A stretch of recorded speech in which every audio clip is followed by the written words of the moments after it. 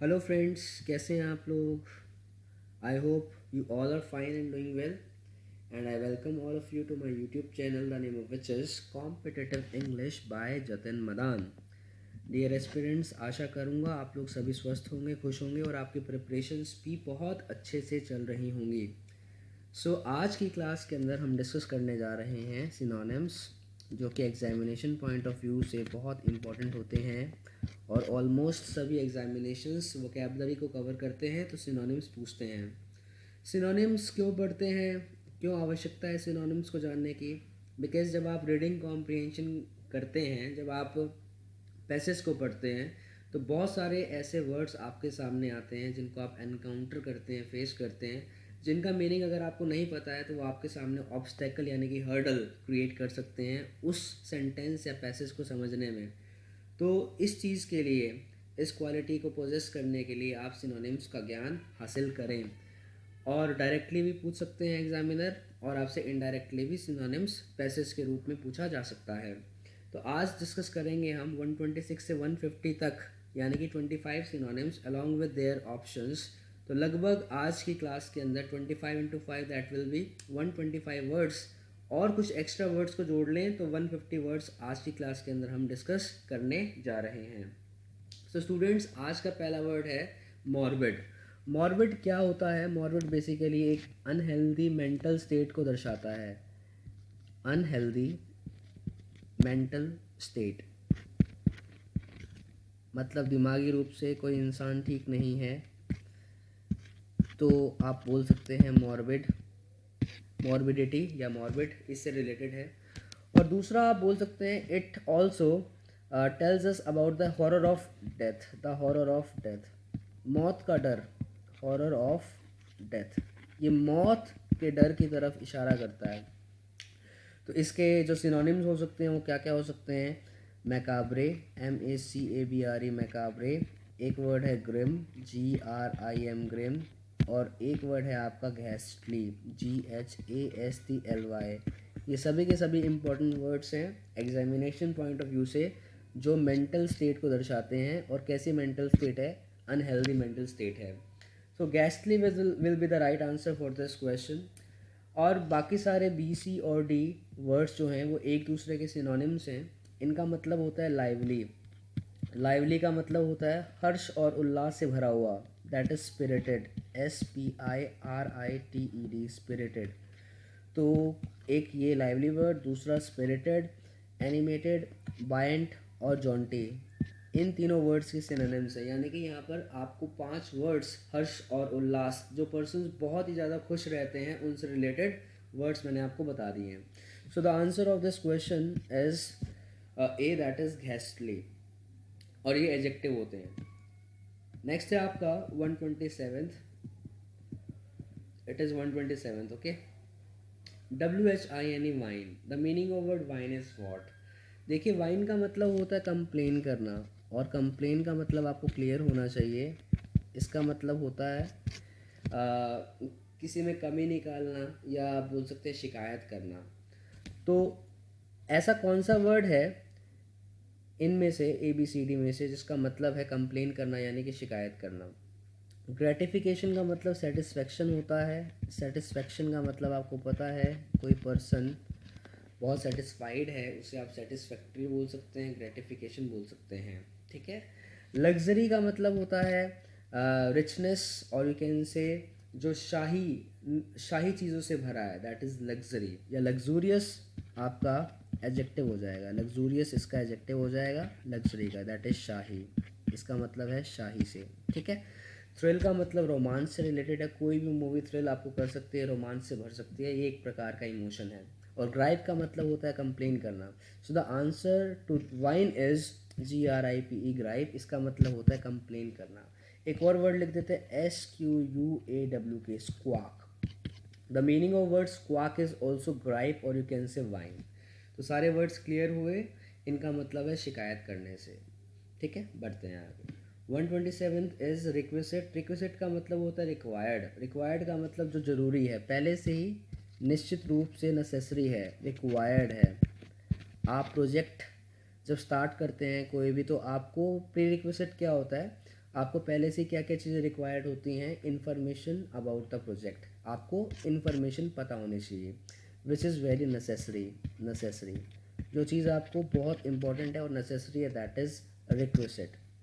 Peripheral का मतलब होता है जो रिलेटेड तो है, इशू से रिलेटेड तो है, it is related to issue, related होता है ये इशू से, किसी भी मुद्दे से रिलेटेड तो है पर ज़्यादा इम्पोर्टेंट नहीं है, रिलेट करना पर ज़्यादा इम्पोर्टेंस ना रखना, दैट इज़ पेरिफेरल। ठीक है, अगला वर्ड है डेडवुड, जो चीज़ रिक्वायर्ड नहीं है या अनइम्पॉर्टेंट है। डेडवुड का मतलब वो तना या वो हिस्सा किसी भी वृक्ष का जो डेड हो चुका है, that is not required, which is not required, जो रिक्वायर्ड नहीं है या अनइम्पॉर्टेंट है, अनइम्पॉर्टेंट उसे आप फेंक सकते हैं, that is unimportant. Trivial is insignificant, यानी कि ये भी अनइम्पॉर्टेंट की तरफ इशारा कर रहा है। इनसिग्निफिकेंट का मतलब अनइम्पॉर्टेंट होता है, जो चीज़ ज़्यादा ज़रूरत की नहीं है। और प्री कंडीशन का मतलब पहले से ही कोई चीज़ निश्चित कर ली गई है, इस चीज़ की ज़रूरत है। तो इन चारों ऑप्शंस में से कौन सा ऐसा ऑप्शन है जिसका मतलब है रिक्वायर्ड या नेसेसरी, यानी कि pre condition is the right answer to request. बढ़ते हैं आगे। रेवेज, एक वर्ड लिखा है ravage, the meaning of word ravage is raze. Raze का मतलब होता है डिस्ट्रॉय करना, डिस्ट्रॉय का मतलब होता है तबाह कर देना, नष्ट कर देना। एक वर्ड है आपका एनिहिलेट, एनिहिलेट, इसका मतलब ये होता है डिस्ट्रॉय करना या तबाह कर लेना। डिवेस्टेटेड, डिवेस्टेट कर देना, किसी को तबाह कर देना, या डेसिमेट, ये सभी के सभी वर्ड्स रिलेटेड हैं तबाही से, तो तबाह कर देना इसका रेवेज का मीनिंग है। सरेंडर का मतलब होता है आत्मसमर्पण कर देना। एक वर्ड लिखते हैं कैपिचुलेट, कैपिचुलेट का मतलब होता है आत्मसमर्पण कर देना। एक वर्ड है आपका YIELD, ईल्ड, ईल्ड का मतलब भी क्या होता है, गिवन, आत्मसमर्पण कर देना। गिवन एक फ्रेजल वर्ब है जिसका मतलब होता है आत्मसमर्पण कर देना। तो सरेंडर भी क्लियर हो गया, आत्मसमर्पण करना।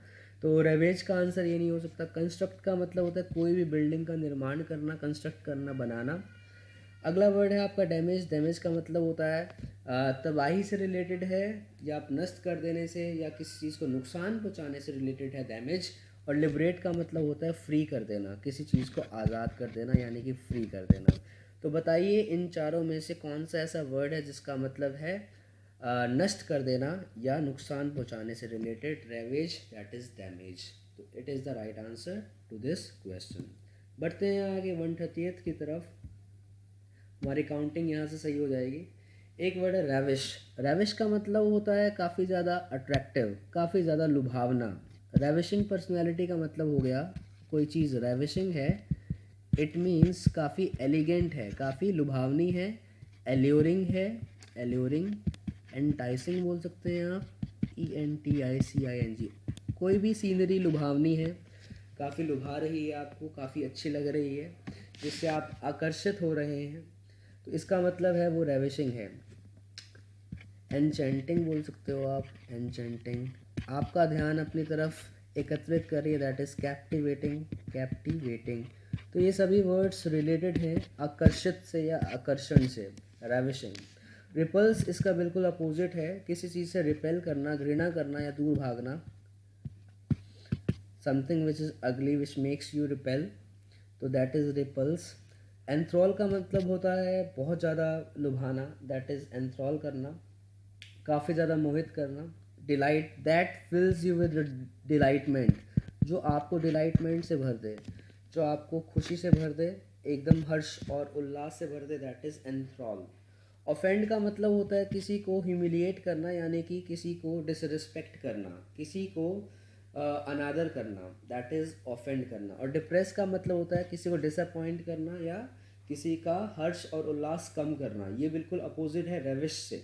तो इसका मतलब, रेविश का मतलब है अट्रैक्ट करना, तो A, C और D इन तीनों का मतलब होता है जो लुभावना बिल्कुल भी नहीं है, जो आपको डिमोटिवेट करता है। और एंथ्रॉल का मतलब क्या है, लुभावना। तो option number B is the right answer to this question. बढ़ते हैं 131 की तरफ। The word is फोसिलाइज।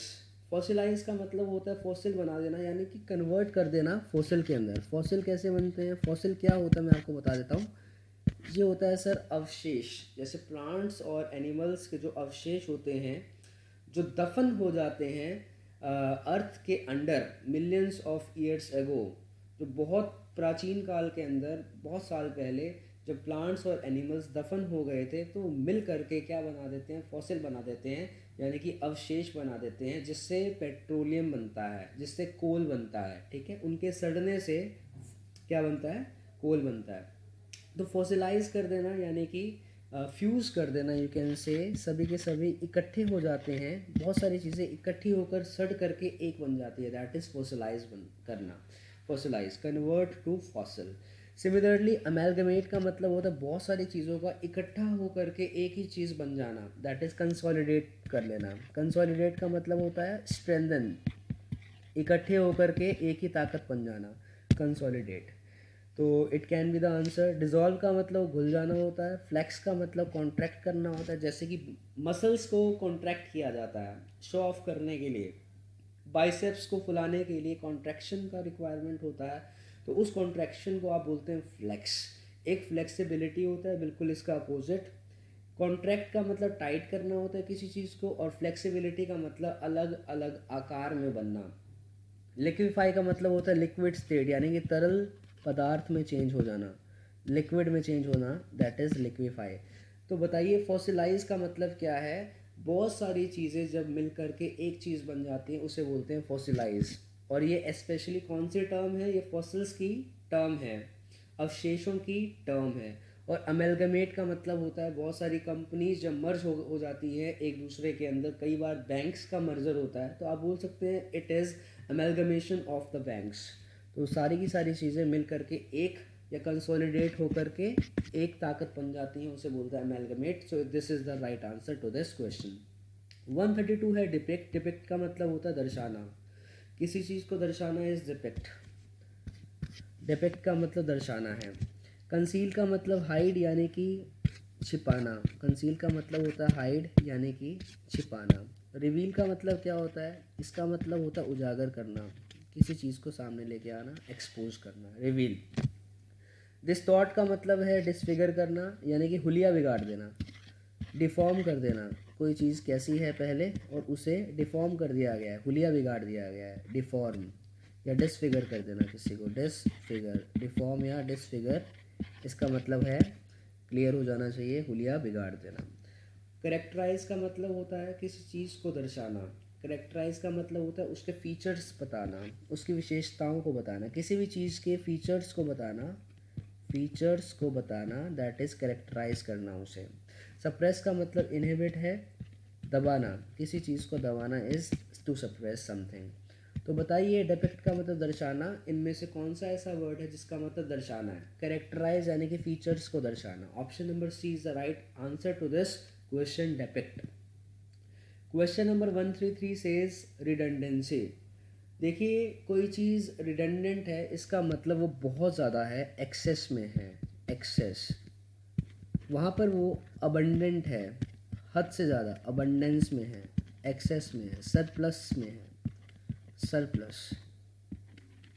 प्रोफ्यूज़ है, PROFUSE, इतना ज़रूरत नहीं है, काफ़ी ज़्यादा है, दैट इज़ यूजलेस है वो आपके लिए अभी। तो रिडंडेंसी का मतलब है कोई ऐसी चीज़ रिडंडेंसी कहलाएगी जो अनावश्यक है, जो काफ़ी ज़्यादा है और वो अनावश्यक है। एब्सेंस का मतलब होता है अनुपस्थिति। डियर्थ का मतलब शॉर्टेज है, शॉर्टेज यानी कि कमी, किसी चीज़ की कमी को बोलते हैं शॉर्टेज यानी कि dearth. Paucity is synonym to shortage, paucity का मतलब होता है कमी, एंड एक्सेस का मतलब क्या होता है ज़्यादा, हद से ज़्यादा, मात्रा जितनी रिक्वायर्ड है उससे ज़्यादा, दैट इज़ एक्सेस। तो the meaning to redundancy is excess. So option number D is the right answer. Question number 134 says inhibitor. Inhibit word मैं आपको ऑलरेडी बता चुका हूँ, इसका मतलब होता है सप्रेस करना, किसी चीज़ को दबाना। सप्रेस का मतलब होता है दबाना, किसी पर्सन को या किसी चीज़ को दबा देना, इनहिबिट कर देना, उसे पनपने ना देना, that is to inhibit. Advocate का मतलब होता है sir, you can say support करना, पैरवी करना किसी की, आप बोल सकते हैं कोऑपरेट करना, आप बोल सकते हैं सहयोग करना, दैट इज़ एडवोकेसी करना। एडवोकेट का मतलब बिल्कुल अपोजिट है इनहिबिट से। सब्सिडाइज करना सहायता करना होता है, अवॉइडेंस का मतलब इग्नोर करना होता है, किसी चीज़ को छोड़ देना, और कंपनसेशन का मतलब होता है भरपाई करना। तो यहाँ पर एडवोकेट, अवॉइडेंस और कंपनसेशन, नो, एडवोकेट, सब्सिडी और कंपनसेशन, ये मदद करने से रिलेटेड वर्ड्स हैं। और इनहिबिट का मतलब होता है किसी चीज़ को पनपने ना देना या सप्रेस करना। तो option number C is the right answer to this question. Avoidance यानी कि नज़रअंदाज करना, छोड़ देना। बढ़ते हैं आगे 135 की तरफ। How dare you broke my slumber, तुम्हारी हिम्मत कैसे हुई मेरी नींद ख़राब करने की, मेरी नींद तोड़ने की। तो स्टपर का मतलब होता है स्लीप, SLEEP, स्लीप। तो स्लीप को आप स्लम्बर भी कह सकते हैं, स्टपर भी कह सकते हैं, एक ही बात है, स्लम्बर स्टपर, ठीक है। तो slumber is the right answer. Sensibility का मतलब होता है सर किसी भी मुद्दे को गहराई से सोचने की ताकत। इंटेलिजेंस को बोल सकते हैं वाइजनेस बोल सकते हैं, बुद्धिमत्ता बोल सकते हैं इंटेलिजेंस यानी कि सेंसिबिलिटी। और लाइवलीनेस का मतलब है स्पिरिट, स्पिरिट, हम स्पिरिटेड को बोलते हैं लाइवलीनेस, मतलब कोई पर्सन हर्ष और उल्लास से भरा हुआ है, दैट इज़ वो बहुत लाइवली है। तो किसी भी चीज़ की पॉजिटिविटी को आप लाइवलीनेस कहते हैं। कॉन्शियसनेस का मतलब एक इंसान बहुत अटेंटिव है, चौकन्ना है, जाग रहा है। कॉशियस है, CAUTIOUS, तो वो क्या है, चौकन्ना है।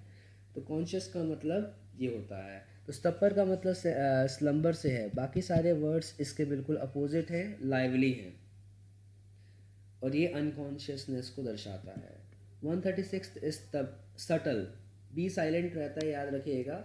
सटल होता है which is very difficult to detect, जो चीज़ आप डिटेक्ट नहीं कर सकते, डिफ़िकल्ट टू डिटेक्ट, जो पहचानी ना जा सके, जो आइडेंटिफाई ना की जा सके, या अनआइडेंटिफाइबल, अनआइडेंटिफाइएबल, जिस चीज़ को आप पहचान नहीं सकते, जो दिखाई ना दे बहुत आसानी से, दैट इज़, जो बिल्कुल सामने नहीं है, जो आपके सामने ना हो बिल्कुल, दैट इज़ सटल, जो डिटेक्ट ना की जा सके। हार्श का मतलब क्रूअल होता है, और इसका मतलब है सर जो पोलाइट ना हो, जो विनम्र ना हो, जो बहुत ही ज़्यादा क्रूर हो, ब्रूटल हो, BRUTAL, that is harsh. Open का मतलब आज़ाद होता है, खुला होता है, आप बोल सकते हैं डोर ओपन है, क्लोज है। एक वर्ड है ignorant, that is uneducated, uneducated. एक इंसान इग्नोरेंट कब कहलाएगा, जब वो अनअवेयर रहेगा, जब वो जानकार ना होगा किसी चीज़ का। मान लीजिए किसी इंसान को किसी चीज़ के बारे में नॉलेज ना हो, that is he is ignorant of that thing, ऐसा आप बोल सकते हैं। इलिटरेट बोल सकते हो आप, इलिटरेट का मतलब देहाती होता है, जो अनपढ़ होता है, तो इग्नोरेंट आप बोल सकते हैं। अंडर स्टेटेड का मतलब, स्टेट का मतलब लिखना होता है, जिसके बारे में ना के बराबर ही लिखा हुआ है, जो अंडर स्टेटेड है, जिसके बारे में बहुत कम बताया गया है, दैट इज़ अंडर स्टेटेड। तो जिसके बारे में कम बताया गया होगा तो वो डिटेक्ट करना बहुत मुश्किल होगा, which is very difficult to detect, तो answer would be understated. बढ़ते हैं आगे 137 की तरफ। डिग्निटी, देखिए डिग्निटी होता है सेल्फ रिस्पेक्ट, डिग्निटी होता है सेल्फ रिस्पेक्ट, खुद गर्जी जिसे आप बोलते हैं। और सेल्फ रिस्पेक्ट एक ऐसी चीज़ होती है जो कि वर्दी ऑफ रिस्पेक्ट होती है, वर्दी ऑफ रिस्पेक्ट, वर्दी ऑफ रिस्पेक्ट, जो रिस्पेक्ट या एस्टीम के लायक है, जो रिस्पेक्ट यानी कि आदर करने के लायक है, सम्माननीय, that is dignity, dignity. Decency का मतलब बिल्कुल सेम होता है। इमोरल का मतलब अनैतिक होता है, जो कि अनप्रिंसिपल्ड पर्सन है, जो सोसाइटी के हित में कार्य ना करे, जो सोसाइटी के लिए सही ना हो, दैट इज़ इमोरल, इमोरल, ठीक है। तो अनप्रिंसिपल्ड बोल सकते हैं, अनकल्चर्ड बोल सकते हैं आप इसे, अनकल्चर्ड। एक वर्ड है आपका प्राइमेसी ऑफ प्राइमरी इम्पॉर्टेंट, जो सबसे ज़्यादा, जिसे आप इम्पोर्टेंस देना चाहते हैं, अहमियत देना चाहते हैं, of primary importance, that is primacy. अगला वर्ड है शैग्रिन। देखिए चैग्रिन नहीं बोलना है इसे आपको, इसे बोलना है chagrin. Cause to feel shame और ह्यूमिलिएट और एम्बेरस और मोर्टिफाई समवन, किसी पर्सन को ह्यूमिलिएट करना। ह्यूमिलिएट का मतलब होता है शर्मिंदा करना, एम्बेरस करना, एम्बेरस करना, या बोल सकते हैं मोर्टिफाई, MORTIFY, या बोल सकते हैं ह्यूमिलिएट करना। इन सभी वर्ड्स का मतलब होता है क्या? शैग्रिन। किसी को शेम, मतलब किसी को ऐसा एहसास दिलाना कि उसने जो कार्य किया वो बहुत गलत कार्य किया, जिससे उसे वो शर्मिंदा हो जाए, that is chagrin, to chagrin someone. तो यहाँ पर डिग्निटी का ऐसा कौन सा वर्ड है जिसका मतलब होगा सेल्फ रिस्पेक्ट या worthy of respect, that is decency. So decency is the right answer to this question. बढ़ते हैं आगे क्वेश्चन नंबर 138 की तरफ, दैट इज डिफेकेट। डिफेकेट का मतलब होता है to loosen one's bowel. Bowel का मतलब होता है एक्सक्रीटा। एक्सक्रीटा जब बॉडी से बाहर निकलता है उसको बोलते हैं डिफेकेट, ठीक है। एक्सक्रीटा यानी कि टॉयलेट जब बॉडी से बाहर निकलता है इसको बोलते हैं डिफेकेट, डिफेकेशन, ठीक है। इसका क्लियर हो गया होगा मीनिंग, डिफेकेट क्लियर है। शैफ का मतलब होता है बेंटर। बेंटर का मतलब होता है टीज करना किसी को। टीज का मतलब होता है चिढ़ाना। एक दूसरे को जब मजाक के रूप में चिढ़ाया जाता है, जब फ्रेंड्स लोग एक दूसरे को की टांग खींचते हैं उसे बोलते हैं शैफ, शैफिंग, बेंटरिंग, यानी कि टू टीज समवन। क्वेंच का मतलब बुझाना, और ये प्यास बुझाने के लिए यूज़ किया जाता है, ठीक है। Water can quench your thirst, आपकी प्यास वाटर बुझा सकता है। इंजेस्ट का मतलब इंजेशन। इंजेशन का मतलब इनटेक, अंदर लेना। खाने को आप क्या लेते हैं? इनटेक करते हैं, उसके बाद उसका क्या होता है? इंजेशन होता है, ये आपके ब्लड स्ट्रीम में जाता है, ठीक है। इंजेशन, खाने को अंदर लेना। सिक्रीट का मतलब होता है रिलीज करना। एंजाइम्स रिलीज किए जाते हैं, ठीक है। तो जो गॉल ब्लैडर है उसके अंदर एंजाइम्स होते हैं, तो बहुत सारे एंजाइम्स हमारी बॉडी रिलीज़ करती है, और रिलीज़ करने के बाद किसी ना किसी डक्ट के अंदर वो सिक्रीट, मतलब वो रिलीज़ हो जाते हैं, ठीक है। तो सिक्रीट करना यानी कि एक स्थान से छूटकर दूसरे स्थान पर जाना। तो सिमिलरली डेफेकेट का मतलब यही होता है कि रिलीज़ करना, दूर जाना। तो सिक्रेट का मतलब ये क्या है? रिलीज करना। तो option number D is the right answer to this question. Chef का मतलब मैं आपको ऑलरेडी बता चुका हूँ, शेफ का मतलब बेंटर या टीज करना होता है। तो इनमें से ऐसा कोई भी वर्ड नहीं है जो क्लियर ना हो। बढ़ते हैं क्वेश्चन नंबर 139 की तरफ, ये है एमिनेंट। एमिनेंट का मतलब होता है नामी, जो बहुत फेमस पर्सनैलिटी है, जो बहुत पॉपुलर है, दैट इज एमिनेंट, पॉपुलर। आप बोल सकते हैं किसी पर्सन के लिए पॉपुलर, ठीक है। ऑब्सक्योर होता है हिडन, बिल्कुल इसका अपोजिट है, जो छुपा हुआ है। कॉमन का मतलब होता है आमतौर पर जिसके बारे में जाना जाता है, दैट इज़ कॉमन। रिनाउंड का मतलब नामी, और फिनोमिनल का मतलब होता है घटना से रिलेटेड। एक ऐसी घटना जिसकी एक्सप्लेनेशन अभी क्वेश्चन में है, जिसकी एक्सप्लेनेशन अभी क्वेश्चन में है, उसे बोलते हैं फिनोमिनल, फिनोमिनन, फिनोमिनन, और फिनोमिना इसका प्लूरल हो जाएगा। फिनोमिनल को आप घटना बोल सकते हैं, सिंपली घटना। बढ़ते हैं आगे। स्नैच का मतलब, जैसे आपने सुना होगा कि चोर ने चेन को स्नैच किया। स्नैच का मतलब एकदम से खोस लेना, किसी से खोस लेना, छीन लेना, that is to snatch something. Detonate जो होता है वो बॉम्ब ब्लास्ट की टर्म में यूज़ किया जाता है। बॉम्ब ब्लास्ट, बॉम्ब ब्लास्ट के लिए क्या डिटोनेटर का रिक्वायरमेंट होता है, चिंगारी देने की ज़रूरत होती है, दैट इज़ डिटोनेट, यानी कि एक्सप्लोड बोल सकते हो आप, एक्सप्लोड करना, या ब्लो अप, या चिंगारी देना, चिंगारी देना, दैट इज़ टू डिटोनेट, ठीक है। ब्लास्ट बोल सकते हैं, BLAST, ब्लास्ट। बीक्वीथ क्या है? इसका मतलब होता है विल। विल का मतलब होता है सर हेरिटेज, और यू कैन से विरासत। विरासत में मिली चीज़ को बोलते हैं बीक्वीथ। अगर किसी इंसान ने अपनी विरासत में प्रॉपर्टी को हासिल किया है तो प्रॉपर्टी को हासिल करना, दैट इज़ प्रॉपर्टी को बीक्वीथ करना। कॉन्फर का मतलब होता है गिफ्ट। कॉन्फर का मतलब क्या होता है? गिफ्ट, या एंडो, या बेस्टो। अगर कोई पर्सन गिफ्ट में किसी चीज़ को हासिल करता है तो एंडो बोल सकते हैं, बेस्टो बोल सकते हैं, गिफ्ट बोल सकते हैं, कॉन्फर बोल सकते हैं। तो बिक्वीथ और कॉन्फर एक दूसरे के सिनोनिम्स हो सकते हैं।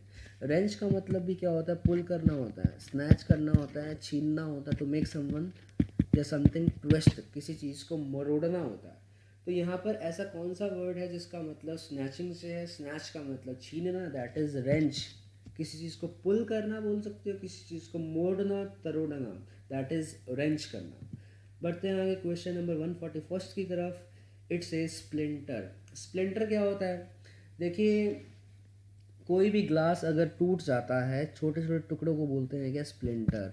कोई भी बड़ी चीज़ की सबसे छोटी यूनिट को आप स्प्लिंटर कह सकते हैं। टूटी हुई चीज़ें को बोलते हैं क्या? स्प्लिंटर।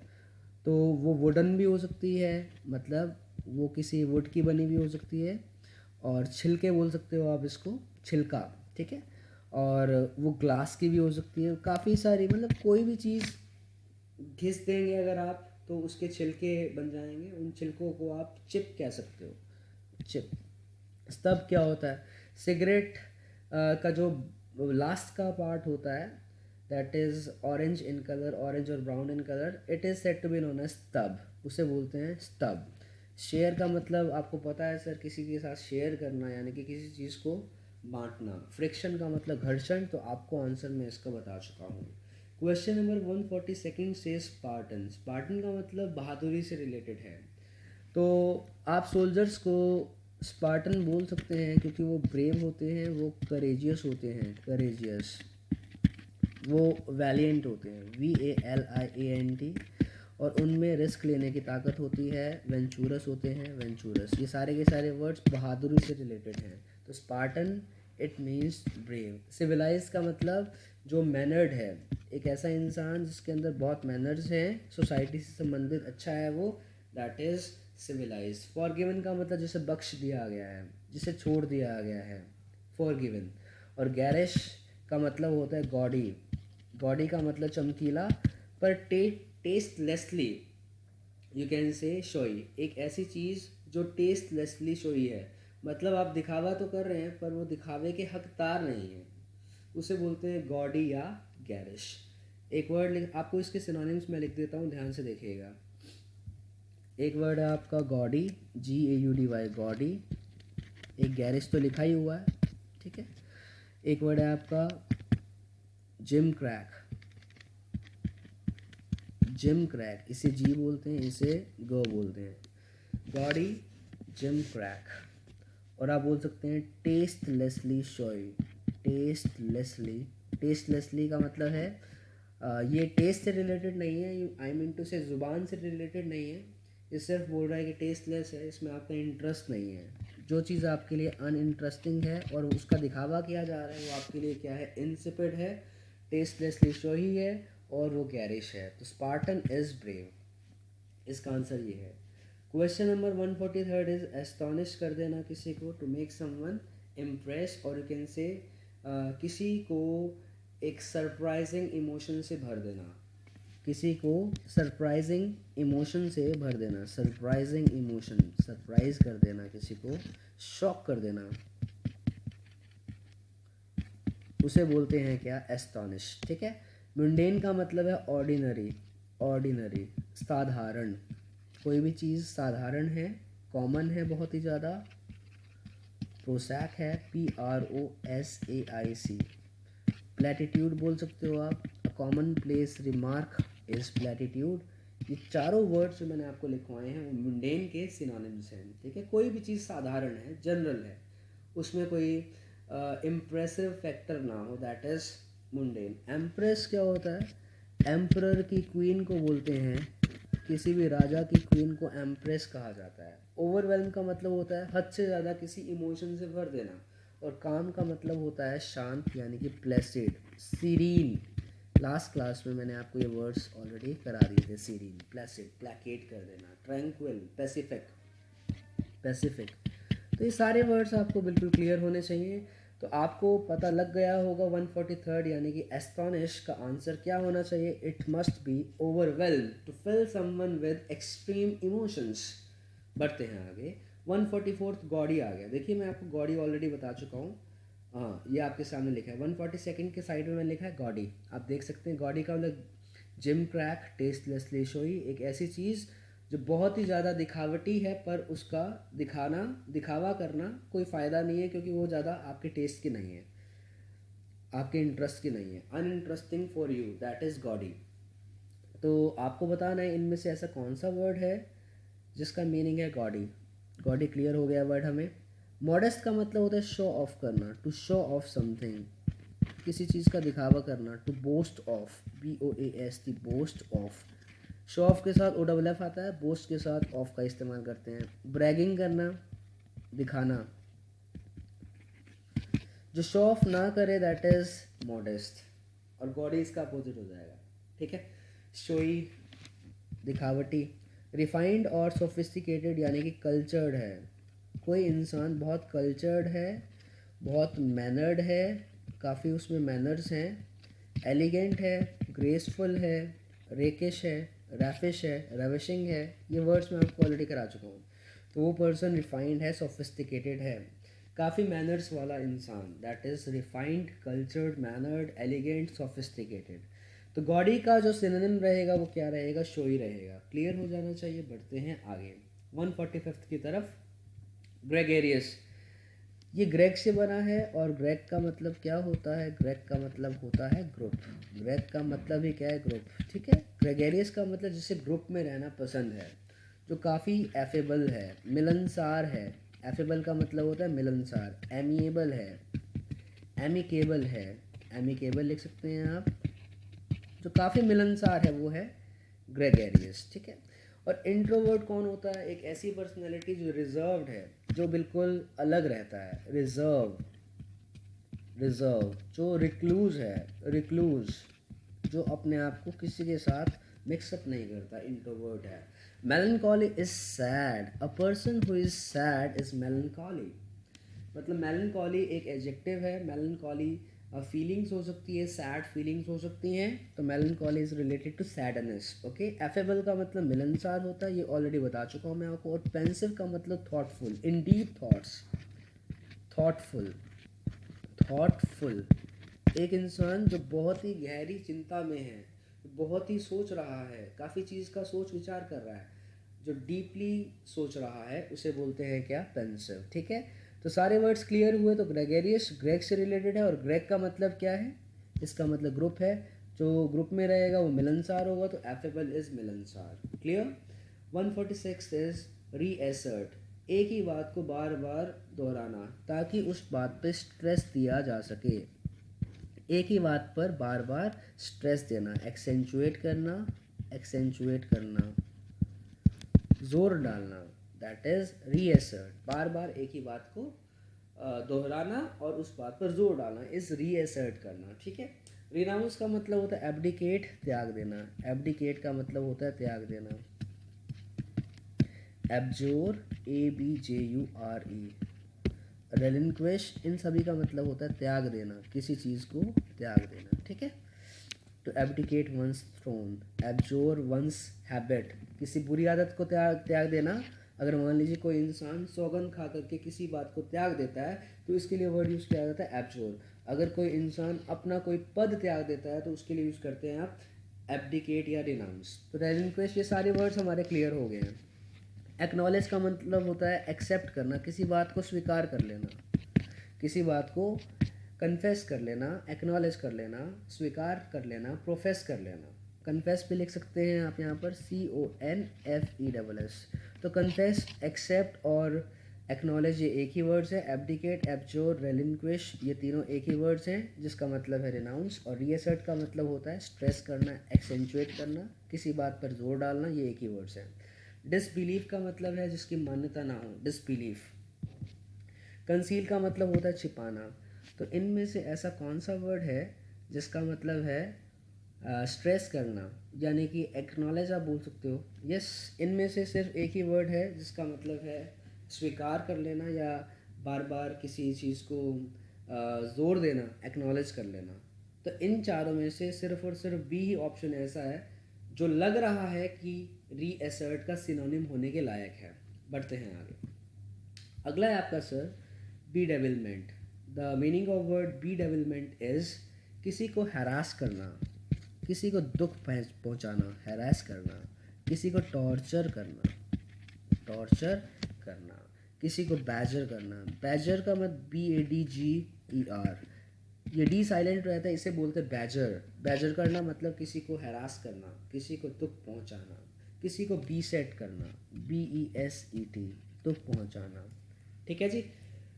तो बीडेविलमेंट का जो सिनोनिम रहेगा उसका आंसर तो मैं आपको ऑलरेडी बता चुका हूँ, डिसेट रहेगा। बाकी ये वर्ड्स देख लेते हैं। डिलाइट का मतलब होता है किसी को खुश कर देना, to make someone happy, delight कर देना।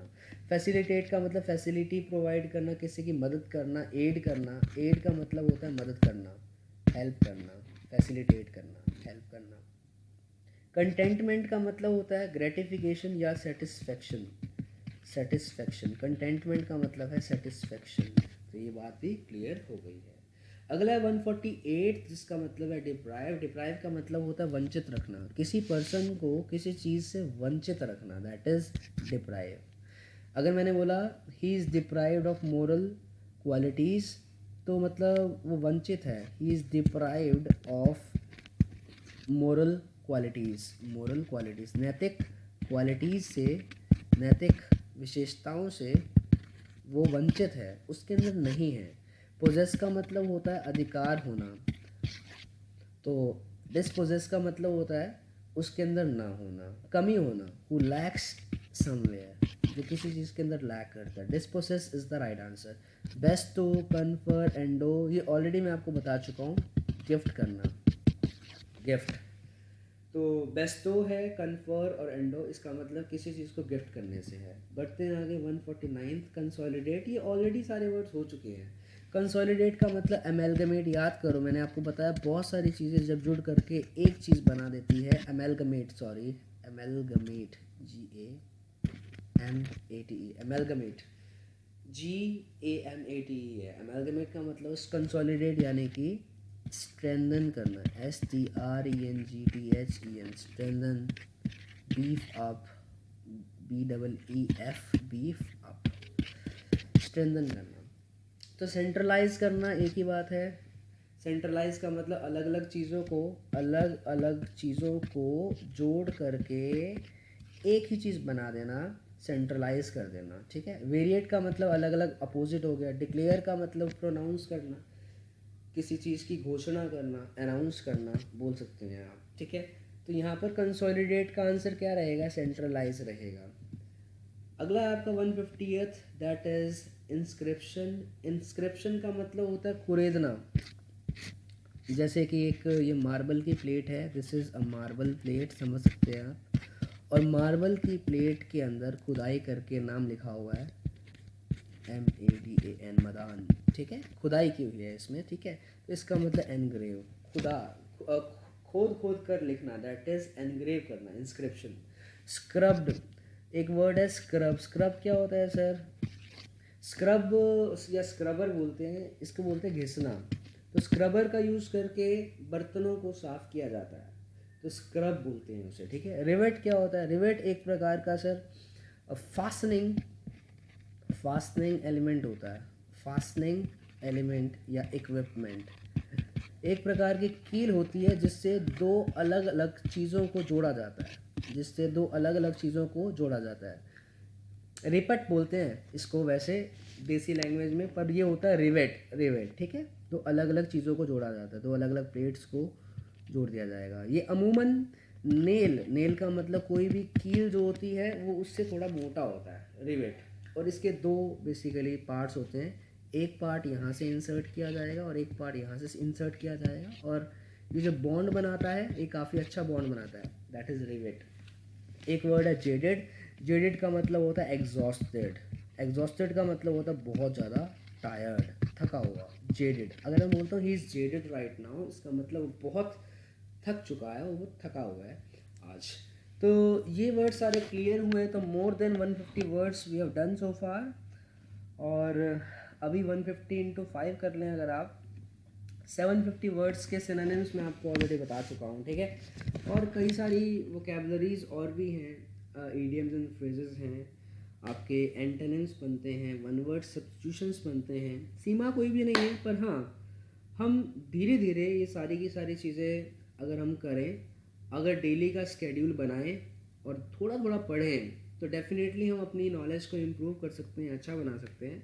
आशा करूँगा कि ये जो सेशंस आपके लिए हैं बहुत ज़्यादा प्रॉफिटेबल हैं, ल्यूक्रेटिव हैं, हेल्पफुल है, ये आपकी नॉलेज को इम्प्रूव इन्हांस कर रहे होंगे। तो अगर आपको ये वीडियोस पसंद आ रही है दोस्तों, तो शेयर ज़रूर कीजिए, हमें सपोर्ट ज़रूर कीजिए। तो इसी के साथ आपसे इजाज़त लूँगा मैं अभी, और मिलेंगे हम नेक्स्ट सेशन में। Thank you very much class. और अगर आपको ये सेशंस अच्छे लगते हैं तो कमेंट करके हमारा उत्साह ज़रूर बढ़ाइए। Thank you very much.